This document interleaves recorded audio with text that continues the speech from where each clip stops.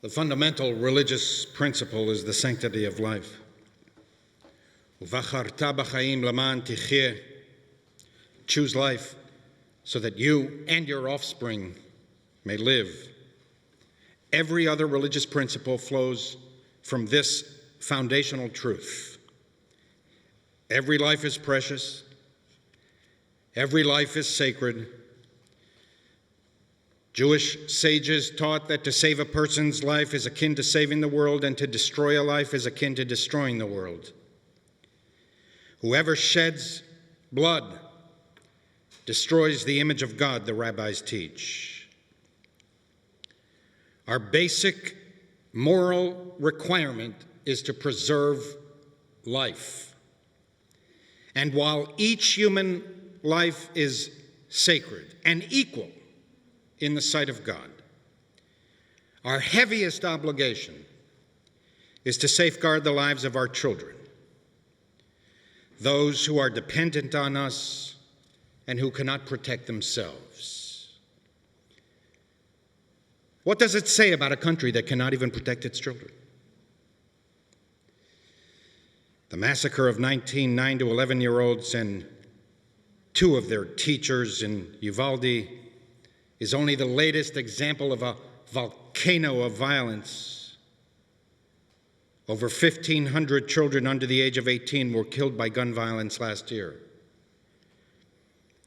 What does it say about a country that tolerates child sacrifice, offering its young upon the altar of the narrowest definition of the Second Amendment?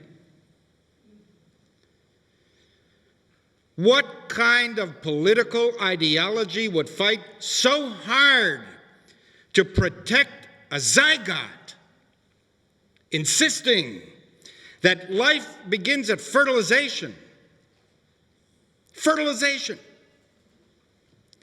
While at the same time fight so hard against even modern, modest efforts to protect those who were actually born. Such fervor for the individual's liberty to bear arms from those so committed to preventing the reproductive liberty of the individual. And does this epidemic of violence not limit our freedom? When we cannot even go to the movies, or the mall, or to school, without worrying that someone who is legally carrying an assault rifle will commit atrocities? They say they are for freedom. What are they talking about? We are creating a society that is less free, where danger lurks around every corner. Do we really want to live this way? Do Americans really want to convert schools and public spaces into armed camps? Do we really want to be afraid of going to the mall, a movie, a concert, in exchange for what? The presumed right to purchase an assault rifle with no questions asked and no background checked? No right is absolute. All rights must be balanced against other rights. Your right to purchase firearms must be balanced against my right to life and safety. Donald Trump spoke, or was scheduled to speak today, at the NRA conference. I don't know if he spoke or not. I don't tend to listen to his speeches. But anyone who wanted to enter the auditorium while he was there was required to relinquish their firearms.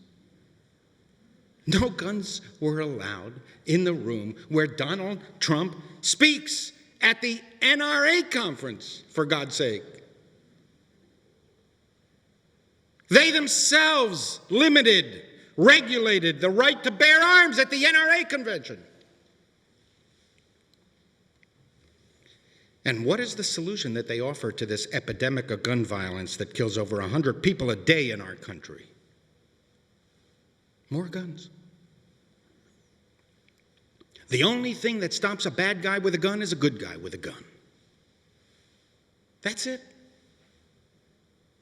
That's all you can think of? Guns are not the problem, people are. That's it. That's the only pearl of wisdom that you can come up with. You know, cranes don't kill people either. Negligent people do, but we regulate the use of cranes. Cars don't kill people. Drivers do. But we regulate the use of cars and limit the liberty of drivers by age, sobriety, ability to see, and a whole host of other restrictions. Or here's a heartfelt solution proffered by the professionals of political patronization. Arm the teachers. Train teachers and children to throw chairs at the shooters. That's it? That's your solution? Or here's a response from a particularly sensitive politician. We offer our thoughts and prayers. And now is not the time to talk politics. Don't politicize tragedy. It is despicable, a symptom of advanced moral disease. I'm not an expert on gun control, but I am an expert on thoughts and prayers. And as an expert, I can assure you that prayers are always appropriate, but never enough. Judaism is insistent. Thoughts are good. Prayers are better. Deeds are necessary. Thoughts and prayers must lead to action. Good intentions are desirable, but good outcomes are required. Piety is in performance. To offer only thoughts and prayers disrespects the very religion in whose name you offer such pious petitions. And if you are a legislator, by all means, pray hard. But we hired you to legislate, not pray. In truth, America is sick. And we are getting worse, not better. We are all patients now in the emergency room of democracy, not yet on life support, but getting closer. Our health is deteriorating. We are paralyzed politically, ideologically, culturally, and legislatively, and inundated with conspiracy theories and extreme ideologies that put our very freedoms at risk. We can hardly agree on anything anymore. Not even that an 18-year-old kid should be prevented from purchasing 2 assault rifles and 375 rounds of ammunition with no questions asked. We can't even agree on that. As if America's founders could have envisioned, let alone intended, the Second Amendment to include a submachine gun capable of firing 900 rounds a minute. I spent 3 years in the military carrying around these kind of assault rifles. They were attached to me as if they were an appendage to my body. I ate with them. I slept with them. They have one purpose: to kill as many people as possible, as quickly as possible. We hardly pause anymore after mass shootings. We have become accustomed to them. Little shocks us now. Yet another sign of advanced moral disease. Just in the weeks before Uvalde, shoppers were massacred in a supermarket in Buffalo in a horrific racist rampage. Worshippers in a church in California were gunned down. More than a dozen people were wounded by gunfire in Milwaukee after a basketball game. Here in New York, we have endured a mass shooting and other murders and crimes on subways in the past weeks. If we stop and stare, it's just for a few days. We quickly move on. We have become benumbed by belligerence. Legislators know that. They know they just need to hold on and withstand the maelstrom of outrage for a few days or weeks. You know you're in trouble as an individual and as a society when human pain and tragedy no longer has the power to arouse you. And you know you are in trouble as a country when your representatives' legislative strategy is to wait until it all dies down. And dying down is the right phrase, because the next mass shooting is only hours, days, or weeks away. The United States averages almost 2 mass shootings a day. It has become much too easy for us to accept the unacceptable. We have become adjusted to maladjustment, normalized to abnormality. We extend our sympathies, convene prayer services, shed a tear, mumble words of resolve and unity, and move on, awaiting the next atrocity we know will occur, just hoping that it won't happen here. And even if it didn't yet happen here, mass shootings in one part of America affect all parts of America because they undermine our trust in government, our trust in authority, and our trust in each other. With every massacre, we die a little enjoyment, a little pleasure, and a little freedom are sucked out of the American landscape. And this is how America ends. Not at the hands of external enemies, but by suicide. As Abraham Lincoln said, all the armies of Europe, Asia, and Africa combined could not by force take a drink from the Ohio in 1,000 years. If destruction be our lot, we must see ourselves as its author and finisher. I share so many people's sense of weariness and powerlessness that no matter what we do, nothing will change.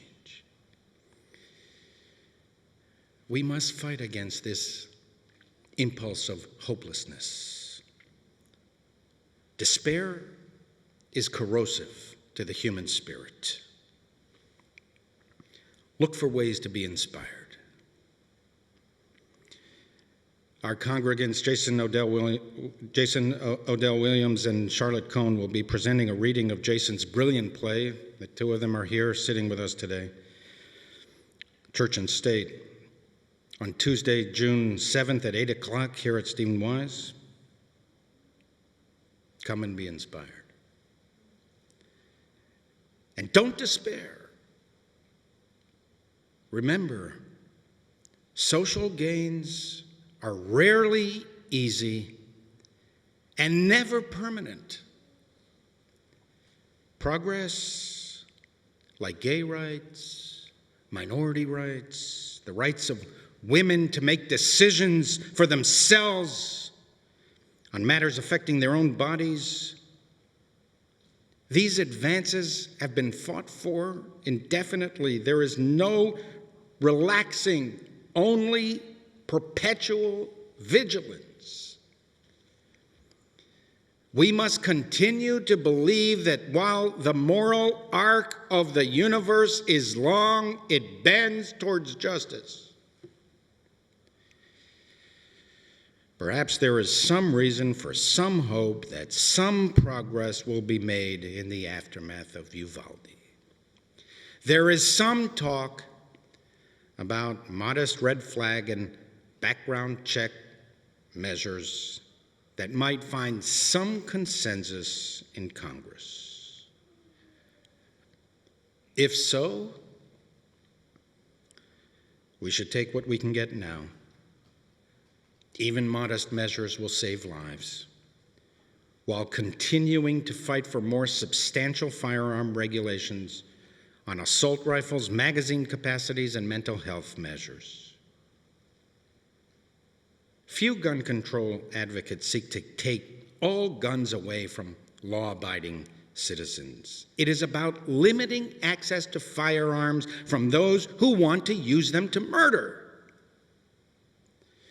Surely there is common ground in America for these common sense measures. I can't stop thinking of those 19 kids. I stare at their pictures, looking deeply into their eyes. For those of us who are parents, we know that parenthood is a contract with fear. We deposit all that we have into our children, and we learn daily how vulnerable we are. Talmudic rabbis speak of Yisurei Ahava, the sufferings of love. From the first time we hold our babies in our arms, from the very first moments of life, we experience a kind of anxiety that gnaws at our very being and tempers our exhilaration. To look into a child's eye is to look at human purity in its most basic form. We hold our babies in our arms, and with all of the future milestones that we imagine, birthdays, graduations, accomplishments, recognitions, bat mitzvahs, we also envision the pitfalls and disappointments that our child will endure, the failures, the slings and arrows, the taunting and teasing, the disillusionment, the inevitable losses, and the dangers lurking at every turn. And yet, we proceed headlong, nonetheless, believing that the road is worth taking. It is a miraculous attribute of human beings, the commitment to life and to the future, despite the dangers and the risks. Our sages were adamant. Children constitute the most eloquent affirmation of faith that life is precious and worth sharing with others. To look at a child, your newborn, is to experience the miracle of creation in its most elementary state and to commit to the principle that each generation can bring the human race that much closer to peace and tranquility. To murder children is to murder the future. Think of all the children who should have been born but never will because their parents were murdered in 4th grade in Uvalde, Texas. When we look at a 10-year-old child, the best of us is reflected in them. We see ourselves. When all was sunlight, before the encroaching shadows darkened our horizons. The unadulterated, spontaneous laughter of a child reminds us of the most innate attributes of human nature: goodness, compassion, dependency on others, joy, and a certain lightness of being. We are reminded of the miracle of life, and we remember that there is goodness in us, and that our task is to bring goodness, compassion, and relief to others. If I can stop one heart from breaking, I shall not live in vain. If I can ease one life the aching, or cool one pain, or help one fainting robin into his nest again, I shall not live in vain. Our hearts break for the victims and their families. We pray for a complete and speedy recovery for those in need of healing, and weep for the families of the murdered. Iskor Elohim neshamot teorot. May God remember these pure and precious souls who were taken much before their time. May they be bound up in the bonds of everlasting life, and may they rest in peace.